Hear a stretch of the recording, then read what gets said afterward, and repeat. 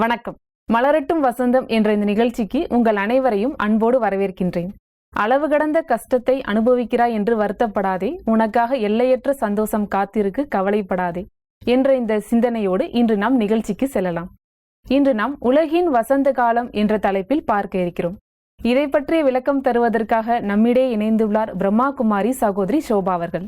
இவர் கடந்த 25 ஆண்டு காலமாக ராஜயோக தியானத்தை பயின்றும் பயிற்றுவித்தும் வருகிறார். ஆஸ்திரேலியாவில் உள்ள சதர்ன் குயின்ஸ்லாந்து பல்கலைக்கழகத்தில் MBA பட்டம் பெற்றவர். மலேசியாவில் உள்ள தனியார் துறையில் உயர் நிர்வாகியாக பணிபுரிந்து வருகிறார். பள்ளிகள், கல்லூரிகள், டிவி மற்றும் ரேடியோ சேனல்களில் பல ஒர்க்ஷாப், செமினார்கள், மேலும் ஆன்மீக சொற்பொழிவு நிகழ்ச்சிகளை நடத்தி கொண்டு வருகிறார். நேர்களே, உங்கள் அனைவரின் சார்பாக அவரை அன்போடு வரவேற்கின்றேன். வணக்கம் சிஸ்டர். வணக்கம். ஓம் சாந்தி. ஓம் சாந்தி. சிஸ்டர், இந்த உலகத்துல மனிதர்கள் ஏதோ ஒரு விதத்துல துக்கத்தை அனுபவிச்சுட்டே இருக்காங்க. இதற்கு விடிவு காலமே இல்லையா சிஸ்டர்? இந்த உலகத்துல வசந்த காலம் எப்போதான் வரும்? வசந்த காலம்னு சொல்றோம். வசந்த காலம் எதை குறிக்குது? 4 பருவ காலங்கள்ல நிறைய பேருக்கு வசந்த காலம்னா ரொம்ப பிடிக்கும். வசந்த காலத்தின் போது பூக்கள் எல்லாம் பூத்து குலுங்கும். எல்லா இடமும் பார்க்க எப்படி இருக்கும்? பச்சை பசேல்னு மரங்கள் எல்லாம் பூத்து குலுங்கும், செடிகள் எல்லாம் பூத்து குலுங்கும். சீதோஷ்ணம் எப்படி இருக்கு? வசந்த கால சீதோஷ்ணம் அதிக குளிராகவும் இருக்காது, அதிக வெப்பமாகவும் இருக்காது. இதை நாம சொர்க்கம் அப்படின்னு சொல்லலாம். உலகத்துல வசந்த காலம், உலகின் வசந்த காலம் அப்படி சொல்லும் பொழுது உலகின் சொர்க்கம், உலகம் சொர்க்கமாக இருந்த காலம். சொர்க்கம் அப்படின்னு சொல்லிட்டு நம்ம எங்க காட்டுறோம்? மேல காட்டுறோம். மேல காட்டுறோம். நரகம்னு சொல்லிட்டு எங்க காட்டுறோம்? கீழே காட்டுறோம். கீழே காட்டுறோம். அப்படின்னா சொர்க்கம் எங்கேயோ மேல இருக்கா, அந்தரத்துல தொங்கிக்கிட்டு இருக்கா? நரகம் எங்கேயோ பாதாளத்துல இருக்கா? இந்த சொர்க்கம், நரகம் எல்லாமே இந்த உலகத்துலதான் இருக்கு. மனிதர்களான நாம உயர்ந்த நிலையில் இருந்த போது இதே உலகம் சொர்க்கமாக இருந்தது. மனிதர்களான நாம் தாழ்ந்த நிலைக்கு வந்த பிறகு சொர்க்கமாக இருந்த உலகம் நரகமாக மாறிவிட்டது. அது மாற்றம் இல்லைங்களா? உலகம் ஒரு வட்டத்துல போய்கிட்டு இருக்கு, வாழ்க்கையும் ஒரு வட்டத்துல போய்கிட்டு இருக்கு. இந்த சக்கர சுழற்சியில் உலகம் ஆரம்பத்தில் சொர்க்கமாக இருந்தது, இப்போது நரகமாக மாறிவிட்டது. சொர்க்கம் என்று சொல்லும் போது நாமெல்லாம் தெய்வங்கள் அப்படின்னு சொல்றோம் இல்லைங்களா? மனிதனும் தெய்வமாகலாம்னு சொல்லுவோம். மனிதனும் இறைவனாகலாம்னு சொல்ல மாட்டோம். மனிதனும் கடவுளாகலாம்னு சொல்ல மாட்டோம். மனிதனும் தெய்வமாகலாம் அப்படின்னு சொல்லுவோம். மனிதனுக்கும் தெய்வத்துக்கும் என்ன வித்தியாசம்? மனிதன் என்று சொல்லும்போது மனிதனிடம் நல்ல குணங்களும் உண்டு, கெட்ட குணங்களும் உண்டு. தெய்வம் என்று சொல்லும்போது தெய்வத்திடம் நல்ல குணங்கள் மட்டுமே உண்டு, தெய்வீக குணங்கள் அப்படியும் சொல்லலாம். உருவத்துல மனிதனை பார்க்க தெய்வம் மாதிரி இருக்கலாம். ஒரு முருகன் சிலையை பார்க்குறோம், ஒரு சாதாரண மனிதரை பார்க்குறோம், வித்தியாசங்கள் இல்லை இல்லைங்களா? உடல் அமைப்புல வித்தியாசங்கள் இல்லை. அந்த வித்தியாசங்கள் எங்க வருது அப்படின்னு பார்த்தோம்னா அந்த குணங்கள்ல வருது. மனிதனிடம் 2 குணங்களும் கலந்து உள்ளது. சொல்லுவாங்க இல்லைங்களா, மனுஷன் பாதி மிருகம் பாதி சேர்ந்து செஞ்ச கலவனா அப்படின்னு சொல்லிட்டு. இந்த கெட்ட குணங்கள் நம்மிடமிருந்து போய்விட்டால் நல்ல குணங்கள் மட்டுமே இருக்கும். இந்த அசுர குணங்கள் எல்லாம் நம்மை விட்டு நீங்கி விட்டால் அந்த தெய்வீக குணங்கள் நம்மிடம் இருக்கும். அந்த மாதிரி ஒரு காலகட்டத்துல மனிதன் தெய்வமாக முடியும். சொர்க்கம்னு சொல்லும் பொழுது அங்கு நாம் தெய்வங்களாக வாழ்ந்தோம். இதே உலகம் சொர்க்கமாக இருந்தது. இதே உலகத்தில் மனிதர்களான நாம் தெய்வங்களாக வாழ்ந்தோம். 30 முக்கோடி தேவர்கள் சாட்சியாக அப்படின்னு சொல்லப்படுது. அந்த 30 முக்கோடி தேவர்களும் தெய்வங்களும் எங்க வாழ்ந்தாங்க அப்படின்னு கேட்டா அதுதான் சொர்க்கம். அப்ப நாம தான் சொர்க்கத்துல இருந்து இருந்தவங்கன்னு சொல்றீங்க அப்படிதான் சிஸ்டர்? இந்த உலகம் ஆரம்பத்தில் சொர்க்கமாக இருந்தது. இப்ப ஒரு புது ஆடை வாங்கி அணியும் போது புத்தம் புதிதா இருக்கு. பிறகு அணிய அணிய அது பழையதாகுது. இந்த புதியது பழையதாக மாறுவது இயற்கையின் மாற்ற முடியாத விதி. உலகம் சொர்க்கமாக இருந்தது ஆரம்பத்தில். அந்த சொர்க்கத்தில் மனிதர்களான நாம் தெய்வங்களாக வாழ்ந்தோம். சொர்க்கம்னு சொல்லும் பொழுது அங்க ஒரே ஒரு தர்மம் தான் இருந்தது. தேவ தர்மம் அப்படின்னு சொல்லலாம். டெய்டி ரிலிஜன் அப்படின்னு சொல்லுவோம். ஆதி சனாதன தேவி தேவதா தர்மம். அந்த தேவ தர்மத்துல ஒரே ஆட்சி, ஒரே மொழி, அந்த ஒற்றுமை அப்படின்னு சொல்றோம் இல்லைங்களா. இங்க நிறைய வேற்றுமைகள் இருக்கு. அங்க எல்லாமே நல்லா இருந்தது, உயர்ந்த நிலையில இருந்தது. மனிதர்களான நாம நம்முடைய பண்புகளின் உச்சகட்டத்தில் இருந்த காலகட்டம். நாம 100% தூய்மையாக இருந்த ஒரு காலகட்டம். அந்த காலகட்டத்துல இயற்கையும் அதனுடைய சிறப்பான நிலையில் இருந்தது. இப்ப இருக்கிற மாதிரி கடுங்குளிர் அங்க இருக்காது. இப்ப இருக்கிற மாதிரி வெப்பம், அளவுக்கு அதிகமான வெப்பமும் அங்கு கிடையாது. நீங்க சொன்ன மாதிரி வசந்த காலம். அந்த வசந்த காலம் சொர்க்கத்தில் இருந்தது. வருடம் முழுவதும் வசந்த காலமாக இருந்தது. அங்க மிருகங்கள் கூட, இப்ப கொடிய மிருகங்கள் இருக்கு, சாதுவான மிருகங்களும் இருக்கு. சொர்க்கத்தில் மிருகங்கள் கூட அந்த கொடிய குணங்கள் கொண்டதாக கிடையாது. இயற்கை, மிருகங்கள், மனிதர்கள், இந்த 3 உறவு முறைகளும் மிக உன்னதமாக இருந்த காலகட்டத்தை சொர்க்கம் அப்படின்னு சொல்றோம். அததான் வசந்த காலம் அப்படின்னு சொல்றோம். அங்க நாம தெய்வங்கள் எல்லாம் எப்படி உடுத்தி இருக்காங்க, நல்ல ஆடை அணிகலன் ஆபரணங்கள் இதெல்லாம் அணிஞ்சு ராஜா ராணி மாதிரி வாழ்ந்தோம். சக்கரவர்த்திகள் சக்கரவர்த்தினிகள் மாதிரி வாழ்ந்தோம். குழந்தைகள் எல்லாம் இளவரசர்கள் இளவரசிகளாக இருந்தோம். 36 கலைகள் நிறைந்த நிலையில் இருந்தோம். இந்த 16 பெற்ற பெருவாழ்வு வாழ்க அப்படின்னு சொல்றோம் இல்லைங்களா. எல்லா கலைகளும் நிறைந்த நிலையில் நாம் வாழ்ந்த காலம் சொர்க்கம் அப்படின்னு சொல்லலாம். அப்படி சொர்க்கமாக இருந்த அந்த உலகம் இப்ப எப்படி இருக்கு? நரகமாயிருச்சு. நரகமாயிடுச்சு. ஏன் நரகமாயிடுச்சு? ஏன் இந்த உலகத்தை இப்ப நரகம் அப்படின்னு சொல்றோம்? எங்க பார்த்தாலும் சண்டை சச்சரவு பிரச்சனைகள் இதான சிஸ்டர் நிறைஞ்சிருக்கு. நம்ம காலையில எழுந்திருச்சு ஒரு பத்திரிகை படிச்சோம்னா என்ன மாதிரி செய்திகளை படிக்கிறோம்? கொலை, கொள்ளை, கற்பழிப்பு, இப்படி விரும்பத்தகாத சம்பவங்கள் நம்மை சுற்றி நடந்துகிட்டே இருக்கு. உலகத்துல எல்லா மூலைகள்லயும் நடந்துகிட்டே இருக்கு. போர்கள் நடக்குது. இப்ப நாம இங்க உட்கார்ந்து சவகாசமா பேசிக்கிட்டு இருக்கோம். இதே வினாடியில இந்த உலகத்துல பல மூலைகள்ல போர்கள் நடந்துட்டு இருக்கு. நம்முடைய சக மனிதர்கள், நம்முடைய சொந்தங்கள் இல்லைங்களா, நம்முடைய உறவுகள் போர்களால காயப்பட்டு மரணம் அடைந்து துக்கத்தை அனுபவிக்கிறாங்க. அதே நேரத்துல சிறிய சண்டை சச்சரவுகள், பெரிய சண்டை சச்சரவுகள். இப்போ ஒரு குடும்பத்தை எடுத்துக்கிட்டா கூட குடும்பத்திலயும் என்ன இருக்கு?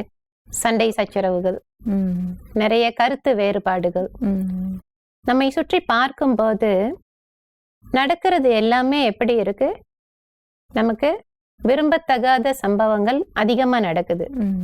நல்ல சம்பவங்களும் நடக்குது, இல்லைன்னு சொல்லல. முக்காவாசி எப்படி இருக்கு? விரும்பத்தகாத சம்பவங்கள், மனிதர்களுக்கு துக்கத்தை தரக்கூடிய சம்பவங்கள். இதனால வாழ்க்கையில ஒரு விரக்தி ஏற்படுது. இதுதான் உலகமா, இதுதான் வாழ்க்கையா அப்படின்னு தோணுது. இந்த நிலைக்கு என்ன காரணம் அப்படின்னு நம்ம கொஞ்சம் யோசிச்சு பார்க்கணும். உலகம் சொர்க்கமா தானே இருந்தது. சொர்க்கமாக இருந்த அந்த உலகம் ஏன் இப்படி ஆயிட்டது? அத காலத்தின் சுழற்சி அப்படின்னு சொல்லலாம். அதாவது பழையது புதியதாக மாறுவதும் அதே புதியது பழையதாக மாறுவதும் இயற்கையின் மாற்ற முடியாத விதி. வாழ்க்கையிலையும் 2 நிலைகள் மாறி மாறி வருது. சந்தோஷமும் இருக்கு, கவலையும் இருக்கு, சிரிப்பும் இருக்கு, அழுகையும் இருக்கு, இனிப்பும் இருக்கு, கசப்பும் இருக்கு. அதே மாதிரி இந்த உலகம் ஒரு காலகட்டத்தில் சொர்க்கமாக இருந்தது. அதே உலகம் இப்போது நரகமாக ஆகிவிட்டது. அதனால நரகம் அப்படின்னு சொல்லிட்டு நாம கீழே காட்டுறோம். அந்த கீழே காட்டுறது எதை குறிக்குதுன்னா நம்முடைய தாழ்ந்த நிலையை குறிக்கிறது. தாழ்ந்த நிலை அப்படின்னு சொல்லும் பொழுது நம்முடைய உணர்வுகள் மாறிடுச்சு. சொர்க்கத்துல நம்முடைய உணர்வுகள் உயர்ந்த நிலையில இருந்தது, தூய்மையான நிலையில் இருந்தது. இப்போ நம்முடைய உணர்வுகள் தூய்மையற்ற நிலைக்கு வந்துடுச்சு. அதனாலதான் நம்ம நரகம் அப்படின்னு வேதனைப்படுறோம், வருத்தப்படுறோம். ஏன்தான் இந்த நரகத்துல பிறந்தமோ, ஏன்தான் இந்த நரகத்துல வாழ்ந்துட்டு இருக்கமோ, இப்படியெல்லாம் விரக்தி குரல்களை நாம கேட்டுக்கிட்டு இருக்கோம். ஏன் சிஸ்டர் இந்த உலகம் சொர்க்கமாவே இருந்திருக்க கூடாதா? ஏன் நரகமா மாறுச்சு? உலகம் ஆரம்பத்துல சொர்க்கமா இருந்தது, பிறகு நரகமா ஆனது. உலகம் மாறிடுச்சு அப்படின்னு சொல்றோம். உண்மை என்ன அப்படின்னு பார்த்தோம்னா உலகமும் மாறல, இயற்கையும் மாறல, எதுவுமே மாறல, மனிதன் மாறிவிட்டான். சொல்றான் இல்லைங்களா, மனிதனாக வாழ மனிதனுக்கு தெரியவில்லை. மனிதனாக வாழவே மனிதனுக்கு தெரியவில்லை அப்படின்னு சொல்லும்போது தெய்வமாக வாழ்ந்த நாம எங்க? சொர்க்கம் இருந்தப்போ நாம தெய்வங்களா வாழ்ந்தோம். இப்ப சாதாரண மனிதர்களா வாழ்ந்துட்டு இருக்கோம். அந்த மனித பண்புகள் கூட, அந்த மனிதாபிமானம் கூட இப்ப இல்லை. இந்த மனித நேயம் அப்படின்னு சொல்றோம் இல்லைங்களா, அந்த மனித நேயம் கூட இப்போ இல்லை. ஒரு மிருகத்தை எடுத்துக்கிட்டா கூட காரணம் இல்லாம ஒரு மிருகம் இன்னொரு மிருகத்தை அட்டாக் பண்ணாது, கொல்லாது. நாம என்ன பண்ணிக்கிட்டு இருக்கோம்? நம்முடைய சக மனிதர்களையே கொலை பண்றோம், அடிக்கிறோம், துன்புறுத்துறோம், வன்முறை செயல்கள்ல ஈடுபடுறோம். அந்த சொர்க்கம் சொர்க்கமாவே இருந்திருந்தா ரொம்ப சந்தோஷமா இருந்திருக்கும். எப்போ நாம நம்முடைய அந்த பண்புகள்ல இருந்து மாறிட்டோமோ, நம்முடைய தர்மம் இருக்கு இல்லைங்களா, தேவ தர்மத்துல நாம தர்மம் நிறைந்தவர்களாக இருந்தோம், உயர்ந்த தர்மத்துல இருந்தோம். எப்போ அந்த உயர்ந்த தர்மத்துல இருந்து கொஞ்சம் கொஞ்சமா பண்புகளை இழந்து இந்த நிலைக்கு வந்துட்டோமோ, நம்முடைய தர்மத்திலிருந்து மீறிட்டோமோ, அந்த கர்மம்னு சொல்லும் பொழுது உயர்ந்த கர்மங்களை செய்து கொண்டிருந்தோம் சொர்க்கத்துல. இப்ப நம்முடைய கர்மங்கள், செயல்கள் எப்படி இருக்குன்னா நல்ல செயல்களா இல்ல. இந்த நிலையிலிருந்து நாம மாறினதுனால சொர்க்கத்துல நாம ஆத்ம உணர்வுல இருந்தோம், எல்லாரையும் ஆத்மாக்களா பார்த்தோம். அப்ப யாருக்கும் தேக உணர்வுகள் எல்லாம் வருவதில்லை. அந்த தேகத்தின் மீது எந்த ஈர்ப்பும் இருந்ததில்லை. சொர்க்கத்துல நாம ரொம்ப அழகா இருப்போம் பாக்குறதுக்கு, தெய்வங்கள் பார்க்க எவ்வளவு அழகா இருக்காங்க. இருந்தாலும் அந்த உடல் சம்பந்தப்பட்ட, தேக சம்பந்தப்பட்ட எந்த விகாரங்களும் அங்கு கிடையாது. 100% ஆத்ம உணர்வுல இருந்தோம். இப்போ நாம எப்படி இருக்கோம்னா உடல் உணர்வுக்கு வந்துட்டோம். எதனால சிஸ்டர் இந்த உடல் உணர்வுக்கு நம்ம வர வேண்டிய சூழ்நிலை வந்துச்சு? நம்முடைய அந்த தூய்மை கொஞ்சம் கொஞ்சமா குறைஞ்சி குறைஞ்சி வரும்போது, இப்ப உலகம் ஆரம்பத்துல புத்தம் புதிய உலகமா இருந்தது, சொர்க்கமா இருந்தது. பிறகு நாம அந்த உலகத்துல வாழ ஆரம்பிச்சோம். எந்த ஒரு பொருளுமே முதல்ல புதியதா இருக்கு, கொஞ்சம் கொஞ்சமா பழசாகுது இல்லைங்களா. அந்த மாதிரி அந்த சக்கர சுழற்சியில நாம வரும்பொழுது இயல்பாகவே நம்முடைய அந்த தூய்மை நிலை கொஞ்சம் கொஞ்சமா குறைஞ்சிட்டே வர தொடங்கினது. குறைஞ்சி குறைஞ்சி குறைஞ்சி இப்போ இந்த காலகட்டத்துல நாம 100% தூய்மையான நிலையிலிருந்து தூய்மையற்ற நிலைக்கு வந்துட்டோம். இந்த தூய்மையற்ற நிலைக்கு வந்ததும் தேக உணர்வுகள் அதிகமாயிடுச்சு. சக மனிதர்களை தேகங்களா தான் பார்க்கிறோம், வித்தியாசங்களை பார்க்கிறோம். இவங்க ஏழை, அவங்க பணக்காரவங்க, அவங்க படிச்சவங்க, இவங்க படிக்காதவங்க, இவங்க உயர்ந்த குலம், அவங்க தாழ்ந்த குலம், இப்படிதான் பார்க்கிறோம். அதுக்கு காரணம் என்னன்னா நம்முடைய தேக உணர்வு அதிகமாயிடுச்சு. ஆத்ம உணர்வுல நாம அப்படி பார்க்கறது இல்ல. ஆத்மான்னு சொல்லும் பொழுது எல்லாருமே நம்முடைய சக மனிதர்கள், எல்லாருடைய தேவைகளும் ஒன்று, எல்லாருடைய விருப்பங்களும் ஒன்று, எல்லாருடைய ஆசைகளும் ஒன்று. நான் சந்தோஷமா இருக்க விரும்புறேன், அவங்களும் சந்தோஷமா இருக்க விரும்புறாங்க, எல்லாரும் சந்தோஷமா வாழணும் அப்படி நினைக்கிறோம். தேக உணர்வுக்கு வரும்போது வித்தியாசங்கள் இருக்கு, வேறுபாடுகள் இருக்கு, போட்டிகள் இருக்கு, பொறாமை இருக்கு. அதனால நம்முடைய நிலை மாறிவிட்டது. நமக்கு அந்த நல்ல உணர்வுகள் இல்லாம போயிடுச்சு. நல்ல உணர்வுகளும் மற்றவர்கள் நல்லா இருக்கணும், அந்த உணர்வுகள் மாறிடுச்சு. நான் நல்லா இருந்தா போதும், நான் வாழ்ந்தா போதும், நான் சந்தோஷமா இருந்தா போதும், அந்த மாதிரி ஒரு நிலைக்கு வந்துட்டோம். அதுக்கு காரணம் என்னன்னா ஆத்ம உணர்வுல இருந்து நாம தேக உணர்வுக்கு வந்ததாலையும் அந்த காலத்தின் சுழற்சியாலையும் இந்த நிலைக்கு வந்துட்டோம். சிஸ்டர், இப்போ மனிதர்களான நாம ஒரு நெருக்கடியான சூழ்நிலையில இருக்கோம். இந்த சூழ்நிலையில இறைவனோட பாகம் என்ன சிஸ்டர்? இறைவன் மனிதர்களுக்கு தந்தை, இறைவன் பரமாத்மா, மனிதர்கள் ஆத்மாக்கள். இறைவனுக்கும் மனிதனுக்கும் என்ன உறவு? அப்பா குழந்தை, குழந்தை. ஒரு அடுக்குமாடி வீட்டுல ஒரு அம்மா இருந்தாங்க. அந்த அம்மாவுக்கு ஒரு பையன் இருந்தாரு. அந்த பையனுக்கு ஒரு 4-5 வயசு இருக்கும். அவங்க வீடு 5வது மாடியில இருந்தது.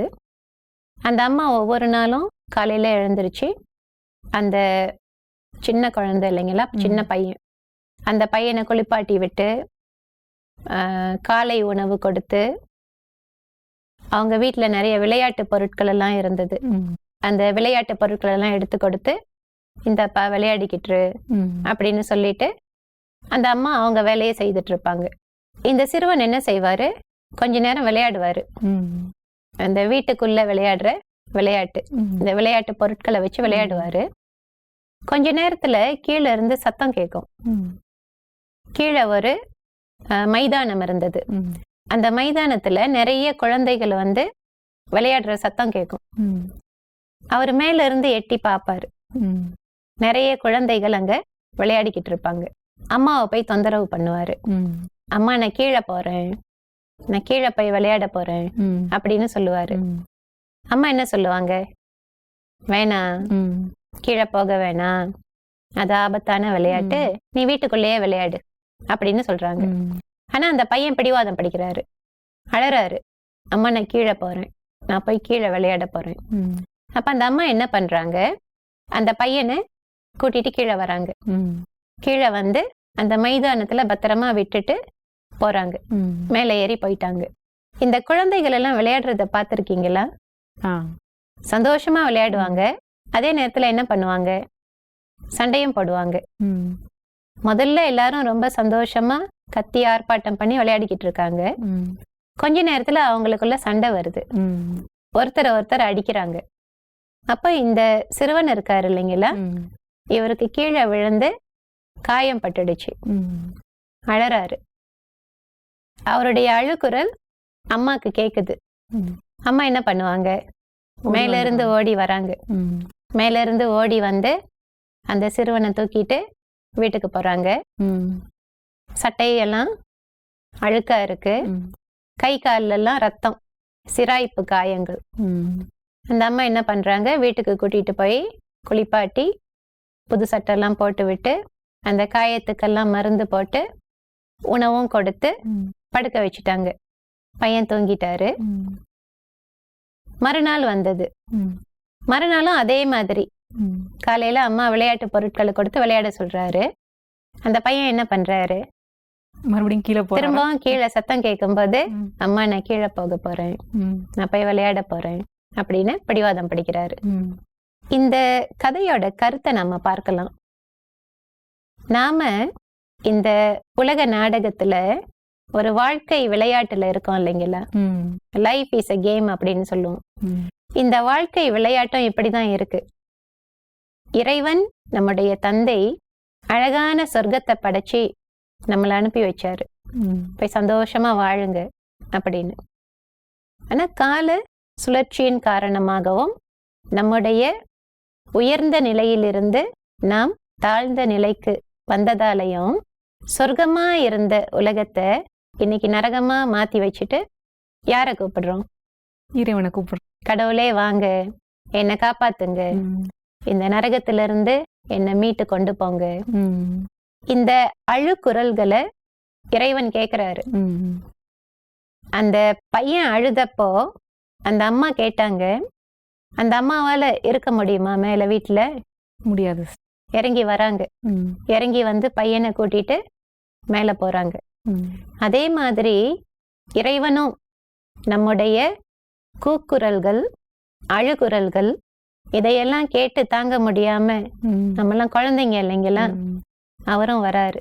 இந்த உலகத்துக்கு வந்து நமக்கு திரும்பவும் ஞானத்தை கொடுக்கிறாரு. ம். நம்முடைய 3வது கண்ணை திறந்து வைக்கிறாரு. ம்.